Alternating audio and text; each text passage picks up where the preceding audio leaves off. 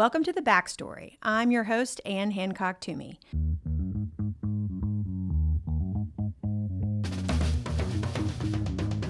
Over the course of my career, I've had the privilege to work with and learn from and guide some incredible leaders, mostly in healthcare, but not always. The Backstory is a chance for me to talk to some of them, unpack who they are and where they came from, and how it all influences who they are today and how they lead. Ultimately, each conversation offers a case study in what I'm calling authentic leadership. Let me now invite you into our conversation for the real backstory. Today, I'm honored to spend time with Ram Jagannath, Global Head of Healthcare for Blackstone, which is the world's largest asset manager. Ram has an impressive 25-year track record in finance and a passion for healthcare investing. Though at one point he wanted to be a human rights lawyer, lived in Bosnia, and was fluent in Croatian. And all of this I want to learn more about. Perhaps most importantly, he is also a proud father of 2 girls and a self-proclaimed Swiftie. Welcome to the podcast, Ram. Thank you, Anne. It's a real pleasure to be here, and I'm very humbled and honored that you would ask me to do this. So hope I don't let you down. No, you won't let me down. Are you kidding me? I've been so excited about this. As you and I have talked, this is a podcast about authentic leaders who get the best from others because of who they are and how they lead. And there is no doubt that you are a force in your role at Blackstone and the Carlyle Group and other firms before that. I mean, you're known to be whip smart and visionary and highly respected and a discerning investor. But that's not why people love working with you. They're drawn to you because, and I quote from one of your colleagues, you seek to understand first. You team up to find solutions, and you always make people feel seen. You're ever energetic, optimistic, and above all, genuine. And this absolutely checks out from my experience in working with you over the past You year. got to stop. This is too much. I don't like hearing all this. Only half of which is actually really true. Yeah. But it's very, very kind to hear. Hope that some of that rings true in my daily life. Just try to be a very, very consistent day to day with people, and show up in the same way. And that consistency really helps with leadership. So I It work does. on it every day. Well, we all do. And consistency is key. But I'm not going to lie. I mean, these are attributes that are not exactly what people think of when they think of Wall Street, right? So I'm guessing I'm not alone in wanting to know more about your backstory and how you became the person and the leader that you are today. So if you're ready, let's dig in. Ready to go. All right. Well, I always like to start from the beginning. So tell me a little bit about your family and how and where you grew up. Yeah, so my parents are originally from India. They came to the States in the early 70s. They settled in Queens and Flushing. So Mhm. coming to America always resonated with me because that's where my parents came to. And after a few years, they moved out to Connecticut, where my dad, who was a civil engineer, found a great job. And so he moved out there with my mom and my brother. I was born just outside of Hartford, a very, very small town called Vernon. And Mhm. when I was 9, we moved to Lincoln, Rhode Island. But it was a wonderful childhood, small, suburban, intimate, very real community feel. So you were the first in your family to be born in the United States. That's correct. Yeah, my brother is 10 years older than me. He was born in India, so he was a young pup when they came over Yeah. in the 70s. We're very close now because the difference in age between where I am and where he is now is a lot smaller than it was when I was Yeah. 5 and he was 15 and running around like a teenager. But I was a novelty at first. He changed my diapers and was there for me a lot as a young baby. So yeah, grew up in Rhode Island and ultimately went down for college to Duke. All right. Well, let's back up from college if we could. I would love to hear about your first job. What was your first job and what's maybe one thing you learned from it? Yeah, well, technically my first job was actually as a youth soccer referee. Okay. Uh, That's a hard job, by It the was way. a hard job. It was a lot of fun. I really enjoyed it. But the first job where I think, it's registered for my Social Security was working at McDonald's. Okay. And, I wanted to get a new stereo for my beat up car. My parents said, well, you can earn the money to get that stereo if you want Yeah. to.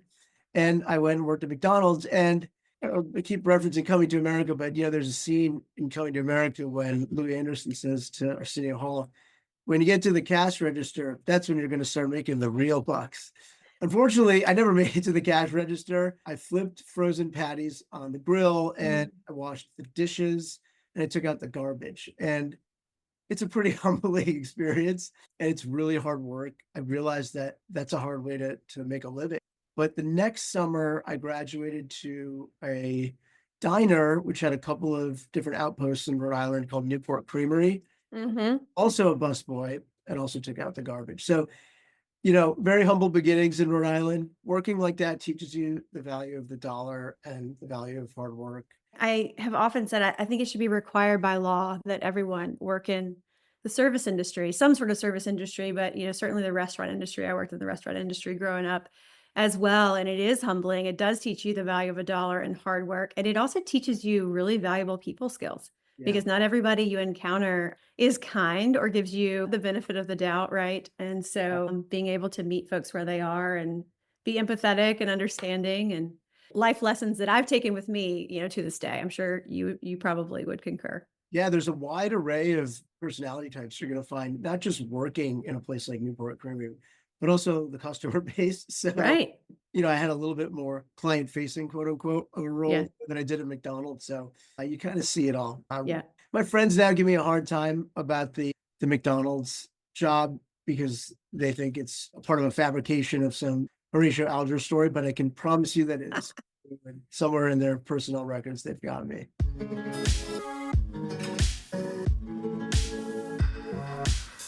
All right. Well, so thinking back to McDonald's or perhaps your youth soccer days or a coach or a teacher, who's the first leader you can remember who impacted you in a positive way? It's a really great question, and I had amazing teachers in Rhode Island, but my parents were incredibly influential in Yeah. early life, and their struggle and their story really shaped me. When they came to America, they actually had 2 sons. Their oldest son, my oldest sibling who I never met, passed away at age 9, which is Oh, wow. why we have 10 years between my brother and I because he was only 7, and so by the time they recovered and had me, we had that age gap, and the really incredible part of their story is that they didn't have any other family in the States. They didn't have Hmm. a huge network. Clearly, they were new to the country, but what they had was a tremendous amount of resilience and courage, and they had come here as professionals, but they came here to make a better life for their kids, to give their kids more opportunity, and they said, "We wanted to have 2 children. We're gonna stay. We're gonna have another kid, and we're going to create the life for that child and our remaining son the best that we can."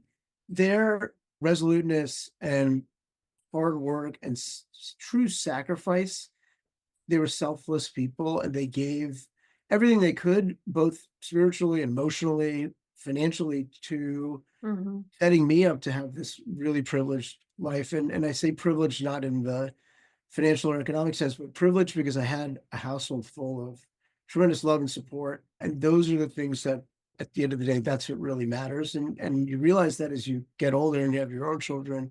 I had the greatest blessing anyone could ever have, which is 2 parents like I had. So they were really important to me. They taught me a lot about the world. And my mom was sort of a sage, and she didn't really know anything about how this country worked. And they figured it out, but she sort of understood people better than anyone I've yet to meet in my life, and she understood life. I think if I had one wish in the world, we just had this conversation last night with my children at dinner, and it was my 12-year-old who said, "If you had 3 wishes, what would they be?" And we talked, sort of about wishes, and I think the wish that we sort of aligned on was that every child born in this world has that kind of experience, right? It grows up in a home and knows that they're loved. Because is there any better foundation for humanity, right? And certainly for leadership than that. Yeah. And it was, there was some peculiarities to growing up with 2 cultures as an immigrant.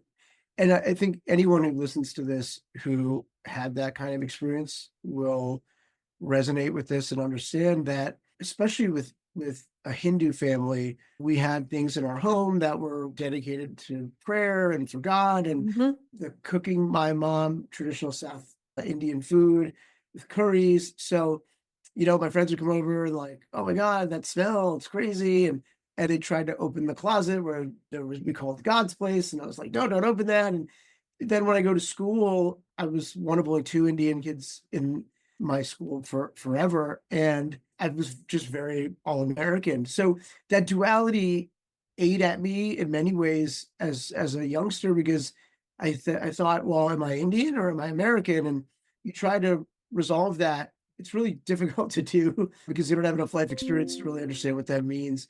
But ultimately, that has provided me tremendous strength because you realize that you have sort of the best of both of those things. And I'm incredibly patriotic and proud to be an American for many reasons, primarily the opportunity set that it provides people like me who are born here in first generation or second generation. At the same time, it offers people like my parents the opportunities to come here and to do great things. Do you think growing up with the dual culture that it's made you more curious about other cultures, other countries, other rituals, other religion, and maybe even more tolerant, more empathetic?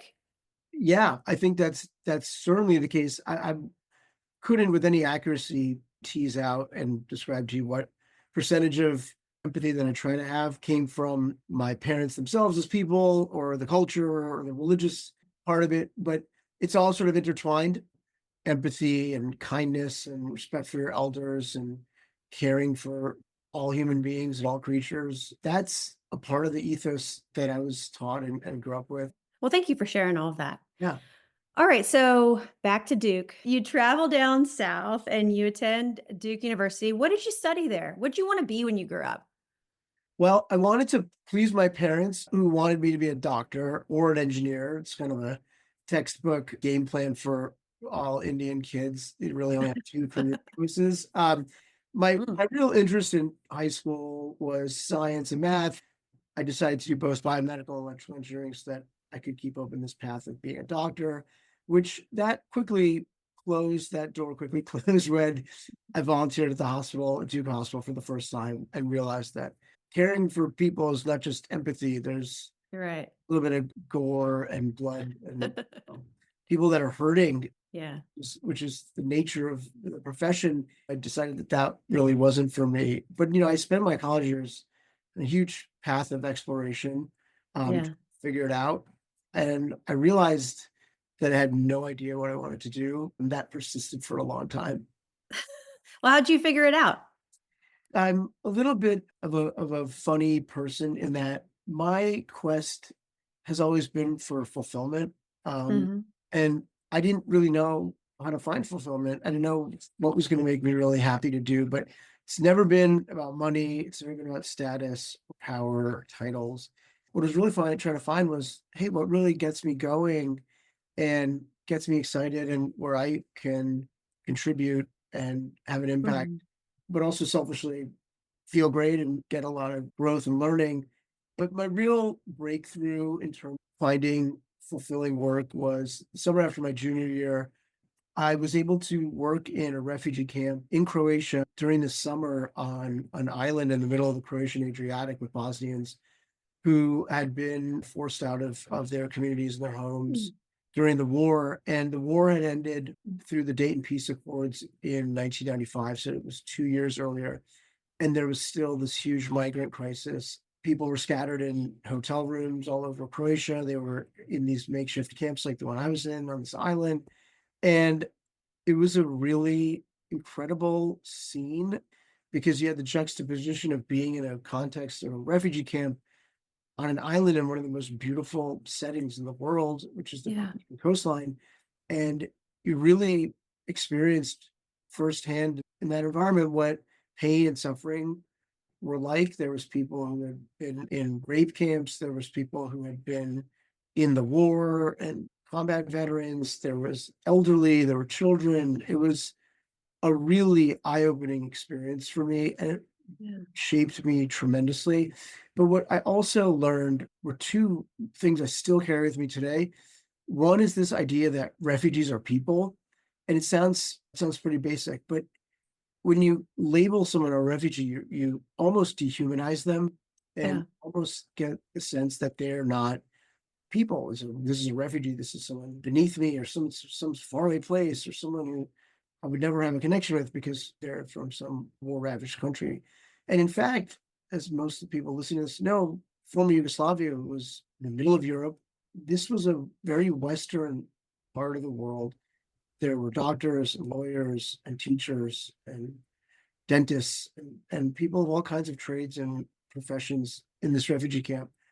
Many of whom were with young children, and it was very, very powerful. I think the second huge and powerful lesson I learned from the folks that we worked with and met and became friends with that summer were that the people that are the most destitute and have the least are really the most generous. Mm.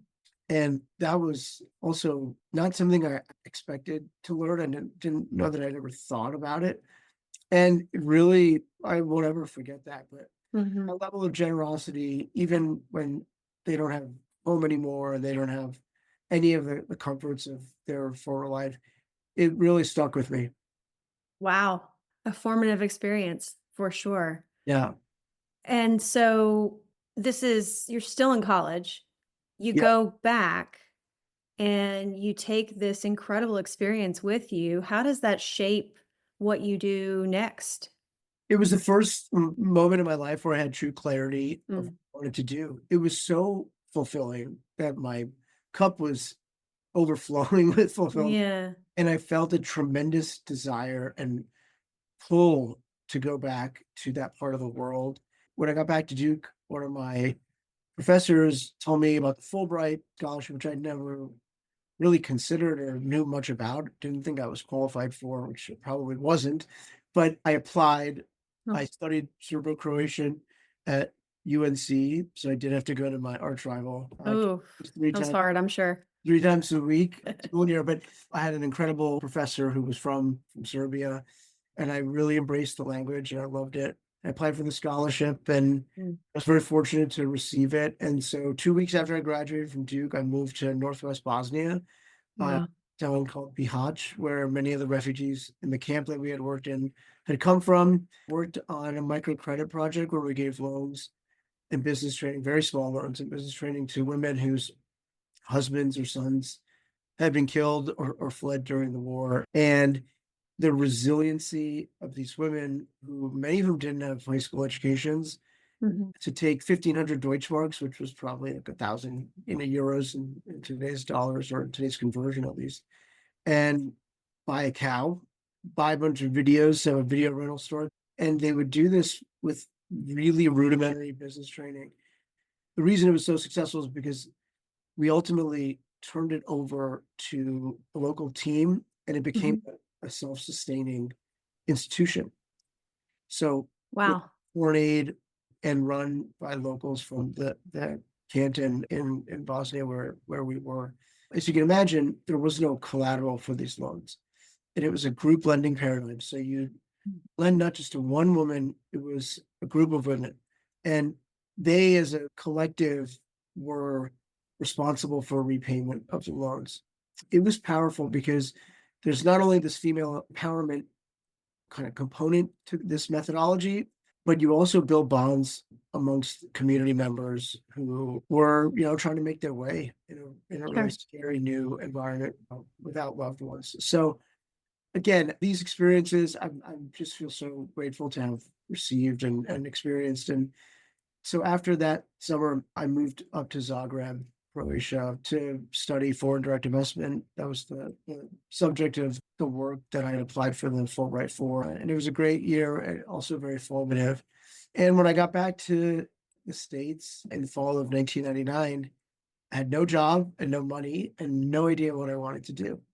So no job, no money, no idea what you wanna do, but you've had this life-changing experience that marries your heart for mission and humanity and service and intrigue and just the human experience to the power of investing in people's dreams and in their ideas. You were essentially seeding entrepreneurs in your experience there. And In so some way we were, although I don't know that that actually clicked in my mind it's to Sure. be an investor, but it was an early set of lessons in the power of capital to be able to impact and transform situations.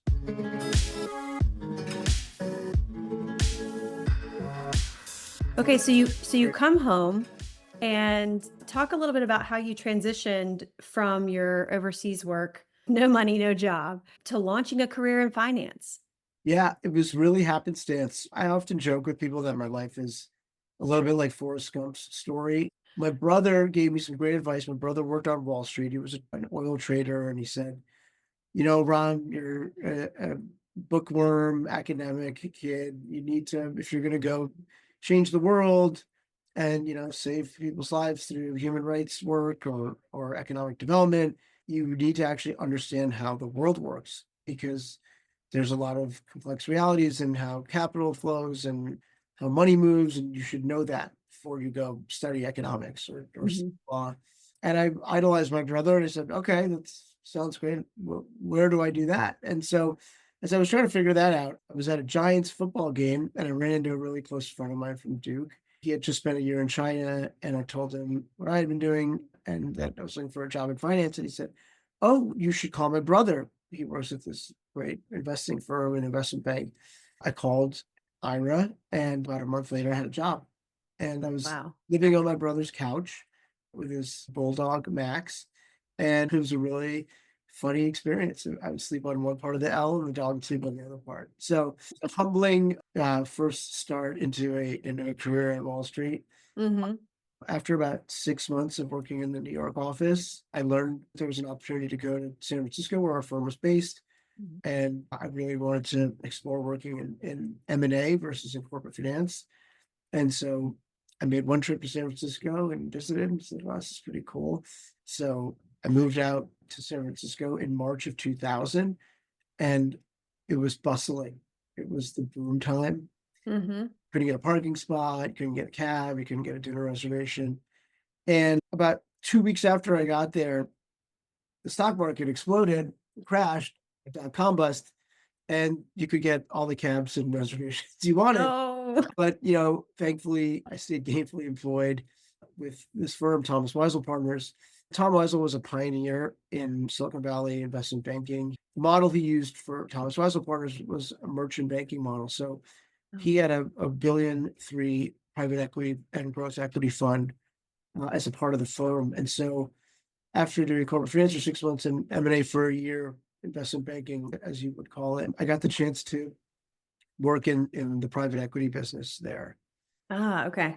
So And that's that where was you got exposed to private equity for the first time. yeah, and that was in 2001, and that's what I've been doing ever since. It was, again, really, really lucky, but also like Forrest Gump. I wasn't necessarily looking for that. I didn't Mhm. really know what investing was, but I was fortunate to be at a firm where I could learn the ropes as an analyst. Yeah, but you were open and you were curious and you were sort of industrious in your outreach to folks in your network. And I think it's just as important to know what you don't want to do as it is to know what you do. At least that's what my father taught me long ago. And so just trying sort of that and taking that right next step is what so many people's journeys and careers are made up of. Yeah, and I would edit what you said just slightly, at least from my perspective, is I think more often than not, people are looking for the right next step Uh-huh. instead of just taking a step. A And step. Yeah. I don't think paths are predetermined nor ordained, nor are they prescribable. And I think that there's been a cultural shift, and I see it now where a lot of people think, well, if I do this, this, and this, I'm going to get Mhm. this prize. I'm going to get this job. I'm going to get this title. And I have to do 2 years of this job, 2 years of that job, go back to school for graduate school for this Mhm. amount of time, and then boom, I've made it, and I'm on the path. And I think my life experience has taught me that there isn't necessarily, I mean, there may be paths, but you don't necessarily have to follow it. You can still get to an outcome that you can be really proud of and happy with, which is, sort of where I find myself today. And taking risk is great. Being open to new opportunities is great. Being intellectually curious is also a huge component of that. But I would also say that luck plays a huge factor in Mhm. everyone's life and especially in everyone's career. we all have to caution ourselves and watch ourselves from letting our egos dictate and take over and say, "Oh yeah, I did all of this." Well, you did a lot of it. We all have. We've all worked hard Mhm. and strived. But at the same time, I've been really lucky. I've gotten a lot of opportunities along the way, and I've just been fortunate enough to capitalize on it. Well, Ron, talk to me a little bit about how you got exposed to investing in healthcare specifically. Because I know you started in private equity in 2001, you said, but I know you've been investing in healthcare for some time, and that's truly a passion for you. What was that journey? And this was another stroke of luck. After Thomas Weisel Partners, I worked at a private equity firm in San Francisco called Genstar Capital. Hmm. It was a great place to learn the sort of nuts and bolts of how the private equity business works. And I got exposure to healthcare at Genstar. We owned a contract research organization, one that does the outsourced clinical trials for pharma Hmm. tech companies called PRA International. And I thought, wow, this is really cool. Hmm. These companies help pharma companies get drugs to market and manage this whole process. Although it didn't dawn on me that I wanted to be a healthcare investor, I just knew that the other stuff I was doing, like oil and gas and business services and industrials, wasn't what I wanted to do. And so I knew I needed a break. I knew I needed a reset. I knew I wanted to get a graduate degree. So I went to Northwestern, Chicago. When I was there, I actually studied both law and business, a great 3-year combined JD MBA program. And it was just an amazing experience. But again, luck and good fortune played a hand because when I was applying for jobs coming out of Northwestern, I was fortunate to get a job at the Carlyle Group, which married both my interests in investing, but Hmm. also in doing work internationally because Carlyle was known as the most international firm at that time. And the job happened to be in the healthcare group in the large cap buyout fund. So I moved myself to New York in 2007 to start with Carlisle, and I had really an incredible and fantastic experience there over the course of 12 years. But somewhere along the line of that experience, I realized that working with, investing in businesses that have a direct impact on people's lives and health Yeah. was wildly fulfilling. And I realized at some point over that 12 years that that was really my life's calling. There was elements, and there still is, but elements of science and technology, biology and healthcare services, and just about anything you can imagine because it's almost $5 trillion of our economy. And within that, you have a broad span of sectors that are encompassed within healthcare. And so each one in its own way had a huge impact on the delivery of healthcare, access to healthcare, and improving people's lives and improving the quality of care that they received. I found that it really rung my bell. I really loved Hmm. doing it. And I loved finding those companies that were the most innovative and impactful. And typically, I would also meet leaders and executives who had a lot of alignment with what I was interested in, which is Hmm. can we do a lot of good while also doing well? And it sounds like a simple and kind of corny mantra, but it's really true. I can see and feel and hear your passion for finding what you were truly meant to do. So I have a kind of a hard question for you. You are a deeply missional person, and I think it makes you just who you are as a human and certainly as a professional. So what would you say to those who criticize the role of private equity, especially in healthcare?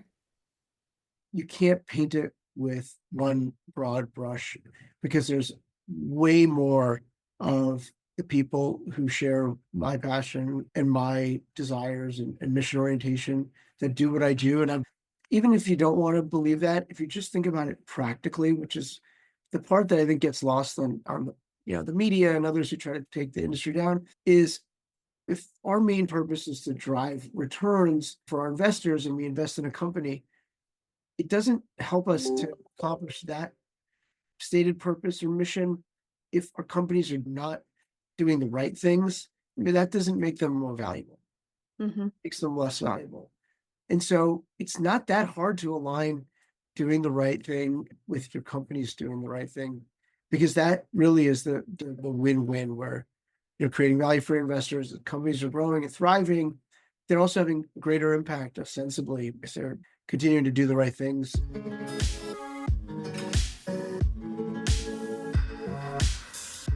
Okay, Rom, so you were with the Carlyle Group for a dozen years, I guess. Yeah. And of course, now today you're a Blackstone. You've been there for a handful of years. Talk about sort of leaving the Carlyle Group, and I believe before Blackstone, you struck out to form your own firm. Is that right? Yeah, sort of. Leaving Carlisle was very hard. It was very emotional. Frankly, I thought I would never leave. And I got a very unique opportunity to help to partner to start a new private equity firm with and also a really amazing human being, similar in nature to the folks who founded and led Carlisle, but he was at KKR, which is another well-known private equity firm. His name's Alex Zavab, and he joined KKR in 1993. So he had been there for 25 years and rose to a really significant leadership position. And he was well known in our industry as a values driven leader and an empathetic leader and just a great investor and a great human being. And he decided to leave KKR to start his own firm in 2018. It was during that period when I got to know him. And Alex was half Iranian, half Greek. He and his family fled Isfahan, Iran during the revolution in 78. He came to the US sort of like a refugee, Mhm. and went through high school to Columbia and was just an incredibly enterprising, go-getter, charismatic, larger than life kind of human being. And Mhm. as I got to know him, I had deep respect for him. So the opportunity to start something with him was really compelling. I got to know him over the course of 2018, and I decided to leave Carlisle in Q2 of 2019. It was a bit of a dream. We started the firm. We had a few partners. It soft circled a lot of capital, and we were on our way to being the largest first time private equity fund launch that had ever happened. And we were looking to do a first closing on the fund in the September timeframe. And so Alex wanted to take his family to Greece for a holiday over July 4th. And, unfortunately, he passed away while out there with his family. Never came back to the United States alive. And it was devastating. Courtney and I were fortunate enough to get to know his wife and had met his children. And so we couldn't even imagine their devastation and pain and sorrow. But even to folks like me who were newer in his life, we were also devastated because he was so profound in his impact and the way he touched people. Yeah. And he was really our leader of this firm. So we decided that we wouldn't continue with trying to run a firm without him. He was really the centerpiece of it. And that's how I ended up at Blackstone. And that was August 2019. So about 5.5 years ago. Wow. That's a really devastating and impactful experience.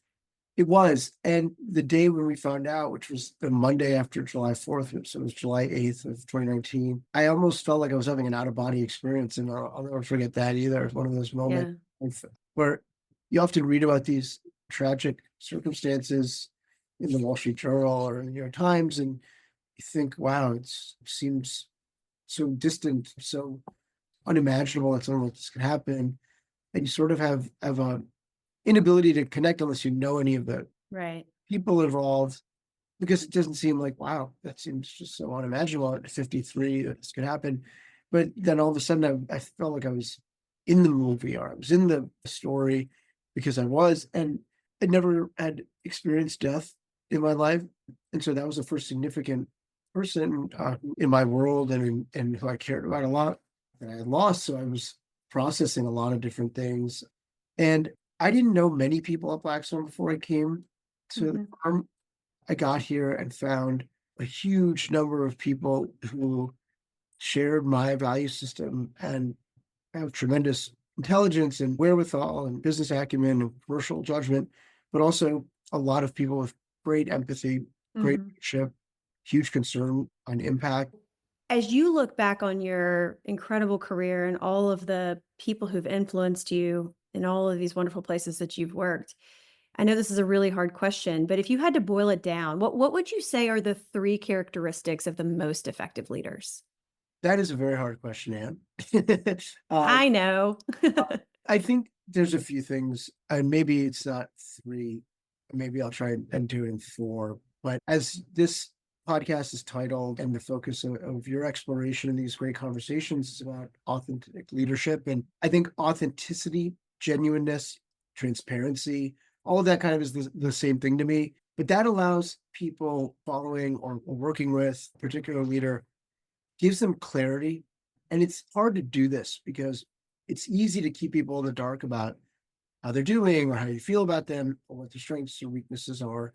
But the more you can offer them transparency about here are the expectations, here's which ones you're thriving and succeeding on, and which ones you're not, and what you need to improve. And also reassuring people and giving them encouragement, Hmm. support, it really helps people achieve their best and allows them to set free from worrying about things that are counterproductive or inefficient, which in my mind is drama about, oh, what does this person think of me or where do I stand? And number two is intellectual curiosity, Mm. I think is absolutely critical. And I say that because as a leader, you have to be detail oriented. You have to know what's really going on, whether it's with a customer or an investor or a company that you're partnered with. Yeah. You have to be curious enough and have enough care and engagement in the subject matter, whatever your field is, to want to dive in and want to learn more and to really ask all the questions that you need to ask. So that intellectual curiosity also keeps you going. There's a next deal or a next investment or a next customer or a next investor you have to meet or next executive to talk to. And if you don't have that intellectual curiosity, you're not going to have the drive to do it. And empathy is something that is tossed around a lot. I think about people like Satya Nadella. He's the CEO of Microsoft, and when he talks about leadership and he talks about empathy, he says it in a really pragmatic way. It's not, oh, do you care about the people that work for you and can you put yourself in their shoes? That's certainly a part of it. But then he also says very practically, empathy is about being able to anticipate the unarticulated needs of your customers. Because if you're in their shoes, you can then imagine what do they need? And then you could try to form and fashion products and services that meet those needs before they've even ever told you. And that's how you stay ahead of the competition and stay in the greatest position with your customers and leadership position with your customers. Yeah. And then just commitment to values is really overarching thing. Stating and restating and reinforcing those values is important, but what's more important is living those values. And I'm a true believer in your actions really do speak louder than your words. And so just putting values on a piece of paper or emailing it or talking about it, while it's important, it's only important if it's reinforced with behaviors that are consistent with it. Alex the Bob said to me, the day that you compromise your values once, your culture will be destroyed Hmm. because everyone will know about it. They can't believe in your commitment to them. And then bad behaviors will start to occur unbeknownst to you because people will think that they can get away with it because values weren't prioritized as the highest priority.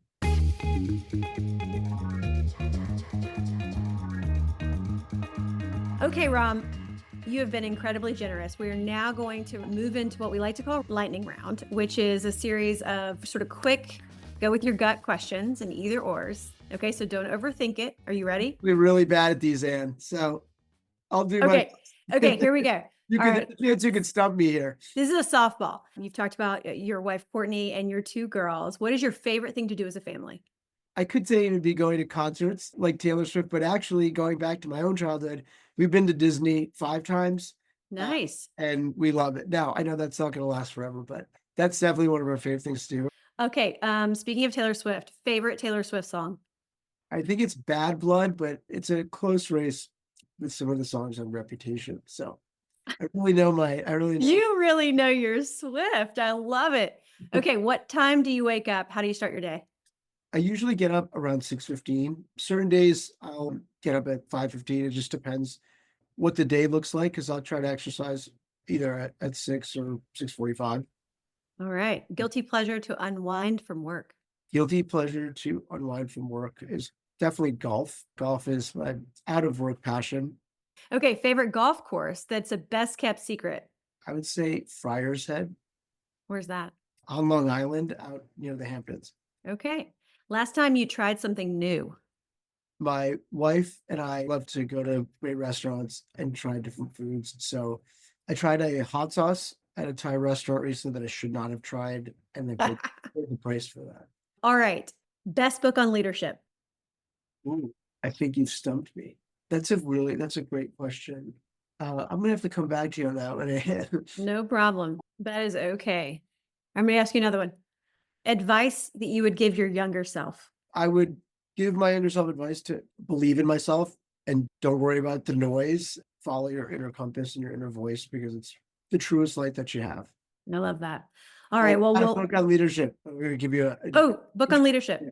okay, this is a little bit of a off the wall answer for book on leadership, but I really thought Catcher in the Rye, which I read in high school, is an interesting book on leadership because it really is a story of Holden Caulfield, and the story has a lot to do with him being curious and being open to going on the road and finding his way, but also about staying true to his convictions and staying true to his values. So I'm sure you haven't heard that one before. I haven't. No, actually. That's perfect.